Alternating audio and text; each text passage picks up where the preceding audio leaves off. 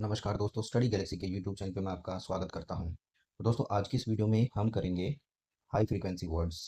और high frequency words के ऊपर ये है हमारा वीडियो नंबर 40। तो अगर आप चैनल पर पहली बार आए हैं तो मैं आपको बता दूं, ये वीडियो उस वीडियो सीरीज का हिस्सा है जिसमें मैं आपको करवा रहा हूँ high frequency words. High frequency words मतलब जो एग्जाम्स में या फिर न्यूज़पेपर में सबसे ज़्यादा देखे जा सकते हैं। तो अगर आप कम्पिटिटिव एग्जाम्स की तैयारी कर रहे हैं और अपनी वोकैब को स्ट्रॉन्ग करना चाहते हैं तो इन वर्ड्स को करना बहुत ज़रूरी है।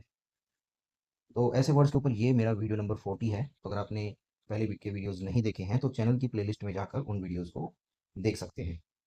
तो चलिए बिना किसी देरी के शुरू करते हैं आज का वीडियो। आज का हमारा पहला वर्ड होगा अल्टीरियर। ये क्या है? एक एडजेक्टिव है जिसका मतलब होता है छिपा हुआ, गुप्त, जो बाहर से दिखाई ना दे, या किसी के हिडन सीक्रेट। तो सेंटेंस में कैसे यूज करेंगे इसको? He helped her with an ulterior motive, यानी उसको उस उसका जो मदद करने का मोटिव था वो कैसा था? एकदम अल्टीरियर था, यानी कि सीक्रेट था। उसने छिपे हुए उद्देश्य से उसकी मदद की। तो यहाँ पर अल्टीरियर का मतलब हुआ छिपा हुआ या गुप्त। तो कई बार जब हम किसी की मदद करते हैं तो हम उसको अपना मोटिव नहीं बताते हैं। तो हमारा मोटिव कैसा होता है? एकदम सीक्रेट होता है, या फिर ऐसा मोटिव जिसको सिर्फ हम ही जानते हैं। अगला है अल्टीमेटम। अल्टीमेटम एक नाउन है जिसका मतलब होता है अंतिम चेतावनी या अंतिम प्रस्ताव, जिसे मानना ही पड़ता है। फाइनल वार्निंग जिसको हम कह सकते हैं। इसको कैसे सेंटेंस में यूज करेंगे? The union gave the management an ultimatum. यानी कि जो यूनियन था उसने मैनेजमेंट को आखिरी चेतावनी दी। तो यूनियन ने प्रबंधन को अंतिम चेतावनी दी। उसके बाद है अनकैनी। ये क्या है? एडजेक्टिव है जिसका मतलब होता है रहस्यमय, अजीब या चौंकाने वाला, यानी जो सामान्य ना लगे, जो एकदम नॉर्मल से हटके हो। सेंटेंस में कैसे यूज करेंगे? There was an uncanny silence in the room. कमरे में एक अजीब सी खामोशी थी। तो ये जो यहाँ खामोशी के लिए अजीब सा वर्ड यूज हुआ है ना, इसी के लिए हम यूज कर सकते हैं अनकैनी। ठीक है, तो साइलेंस कैसा था? अजीब सा, यानी अनकैनी साइलेंस था। उसके बाद है अनकोथ। एक एडजेक्टिव है जिसका मतलब होता है असभ्य, बदतमीज या असंस्कृत, रूड या इल मैनर्ड जिसको हम बोल सकते हैं। तो इसको सेंटेंस में कैसे यूज करेंगे? His uncouth behaviour embarrassed everyone. उसका असभ्य व्यवहार सबको शर्मिंदा कर गया।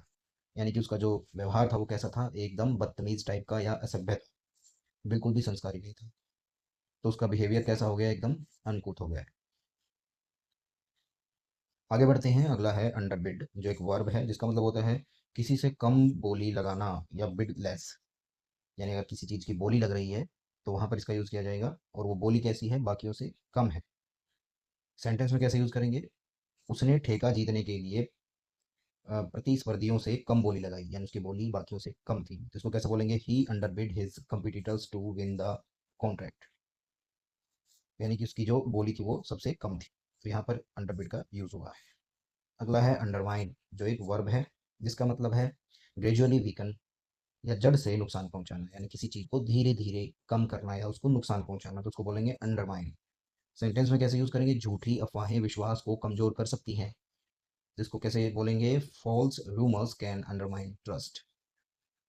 तो ये जो ट्रस्ट है ये धीरे धीरे कम हो जाएगा। किसकी वजह से? झूठी अफवाहों की वजह से या फॉल्स रूमर्स की वजह से। तो यहाँ पर ये जो अंडरमाइन है, ये इसका मतलब है कि ये कम कर रहा है धीरे धीरे। किसको? ट्रस्ट को। अगला है अंडरटोन, जो एक नाउन है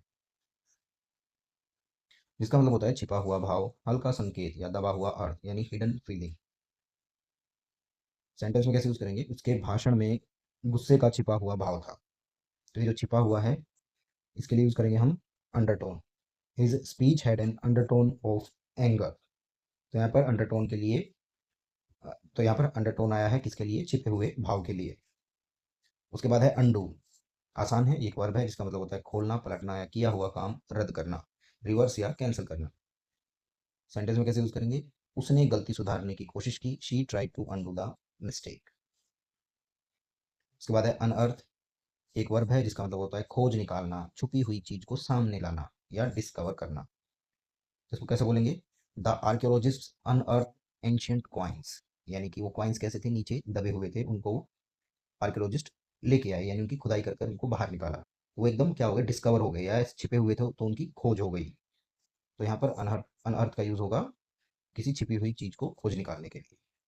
उसके बाद है अनएक्सेप्शनेबल।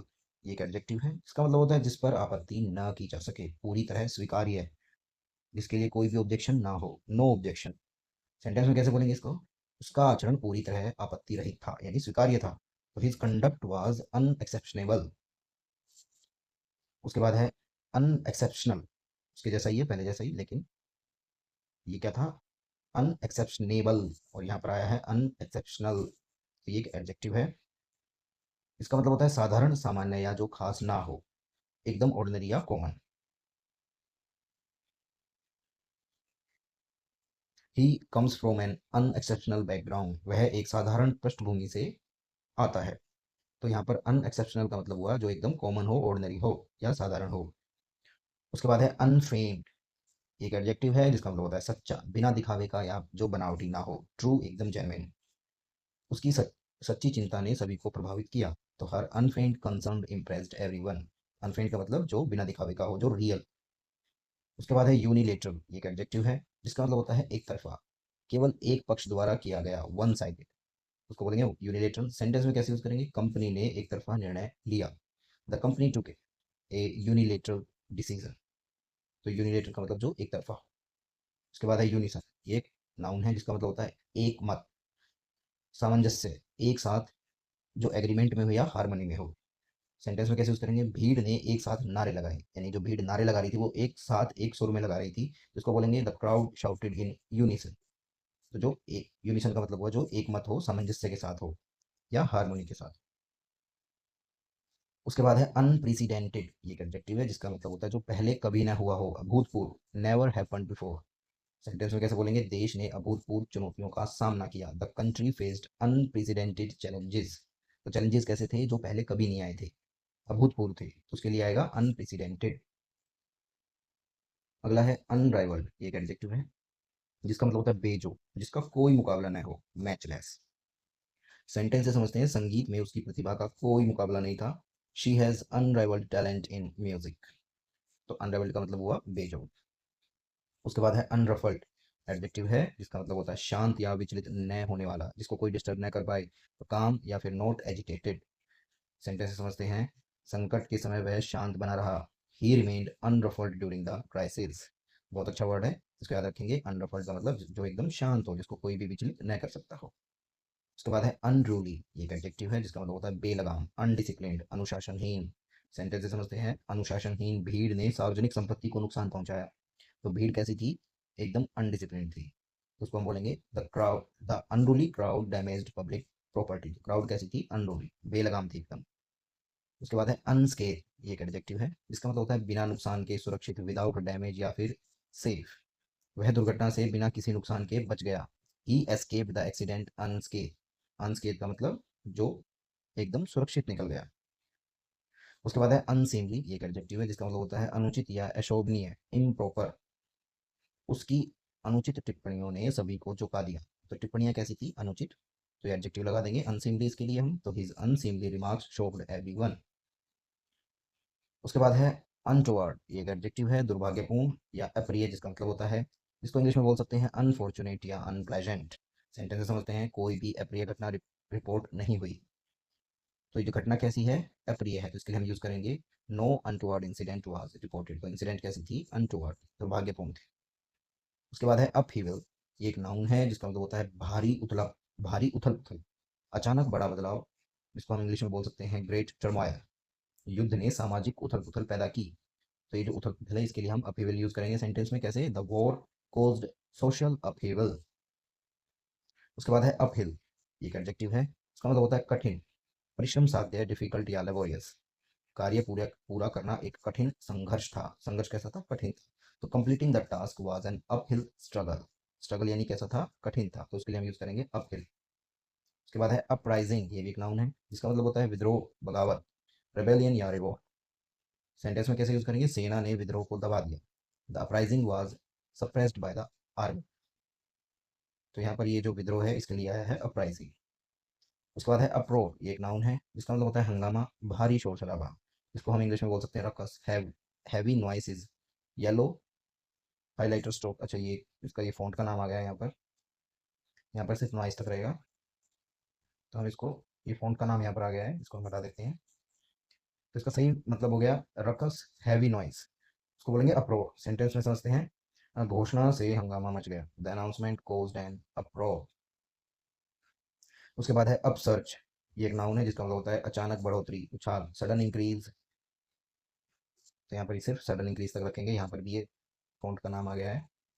अपसर्च का मतलब हुआ अचानक बढ़ोतरी या एकदम जो उछाल आ जाए। सेंटेंस से समझेंगे कि कीमतों में अचानक बढ़ोतरी हुई, तो ये जो बढ़ोतरी है इसके लिए यूज करेंगे अपसर्ज, तो there was an upsurge in prices. उसके बाद है अर्बेन, ये अर्बन नहीं है, इसको बोलते हैं अर्बेन, ये एक एडजेक्टिव है जिसका मतलब होता है सभ्य, शिष्ट, सुसंस्कृत, जो यानी कि सिविलाइज्ड या पोलाइट। सेंटेंस समझते हैं, वह एक सभ्य और शिष्ट व्यक्ति है, तो he is an urbane and polite gentleman. तो ये जो अर्बन अर्बेन यूज हुआ है ये किसके लिए हुआ है, सभ्य के लिए यूज हुआ है, सिविलाइज्ड के लिए यूज हुआ है। उसके बाद है अर्चिन, एक नाउन है जिसका मतलब होता है शरारती बच्चा या मिस्चीवियस चाइल्ड। सेंटेंस से समझते हैं, वह शरारती बच्चा शरारतों से भरा था, the street urchin was full of mischief. तो ये जो अर्चिन आया ये एक शरारती बच्चे के लिए आया है। उसके बाद है यूसुफ, ये एक वर्ब है, तो यूसुफ इसमें आर साइलेंट होता है, इसको बोलते हैं यूसुफ। तो इसका मतलब होता है जबरदस्ती कब्जा करना, सीज फोर्सिबली। सेंटेंस से समझते हैं, उसने अवैध रूप से सत्ता हथियाने की कोशिश की। तो ये जो हथियाना है यही क्या है, usurp, he tried to usurp power illegally. यहाँ पर यूसुफ का मतलब होता है किसी चीज पर जबरदस्ती कब्जा कर लेना। उसके बाद है यूटोपिया, ये एक नाउन है जिसका मतलब होता है आदर्श काल्पनिक संसार, आइडियल इमेजिनरी वर्ल्ड। सेंटेंस समझते हैं, वह एक आदर्श संसार बनाने का सपना देखता था, तो he dreamed of creating a utopia. तो यूटोपिया का मतलब याद रखेंगे, एक ऐसा संसार, एक ऐसा इमेजिनरी वर्ल्ड, ठीक है, जो सिर्फ कल्पनाओं में होता है, वास्तव में नहीं होता, उसको हम बोल सकते हैं यूटोपिया, जहाँ पर सारी चीजें एकदम परफेक्ट होती हैं, जो कि पॉसिबल नहीं है। तो दोस्तों इस वीडियो में हमने यू से स्टार्ट होने वाले वर्ड्स को कर लिया है। तो मिलते हैं अगले वीडियो में, तब तक के लिए जय हिंद।